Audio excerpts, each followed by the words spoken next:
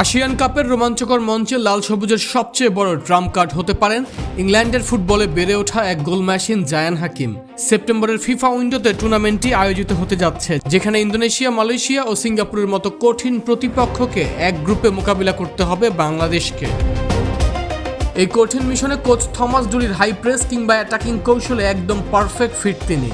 দুর্দান্ত শারীরিক শক্তি, চমৎকার ফিজিক্যাল অ্যাবিলিটি আর প্রতিপক্ষের ডিবক্সে বল হোল্ড করে রাখার অসাধারণ দক্ষতার কারণেই 6 ফুট 2 ইঞ্চির এই স্ট্রাইকার একাই গুড়িয়ে দিতে পারেন প্রতিপক্ষের পুরো রক্ষণভাগ।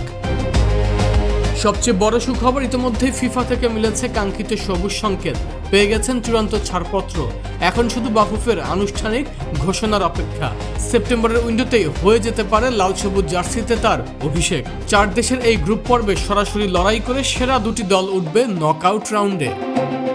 এমন কঠিন টুর্নামেন্ট পদ্ধতির কথা মাথায় রেখে আগস্টের শেষ দিক থেকে 4 সপ্তাহের নিবিড় ক্যাম্প করার পরিকল্পনা করেছেন হেড কোচ থমাস ডুলি। ইন্দোনেশিয়া বা মালয়েশিয়ার মতো দ্রুতগতির দলগুলোকে ধসিয়ে দিতে বাফুফে যেই শক্তিশালী স্কোয়াড গড়ার পরিকল্পনা করছে, সেখানে 1 নম্বর গেম চেঞ্জার হতে পারেন এই তরুণ সেনানী। সাম্প্রতিক ঝোড়ো ফর্ম আর জাত টেকনিকের জোরে আসিয়ানের মঞ্চে বাংলাদেশের প্রধান বাজির ঘোড়া হতে যাচ্ছেন জায়ান হাকিম।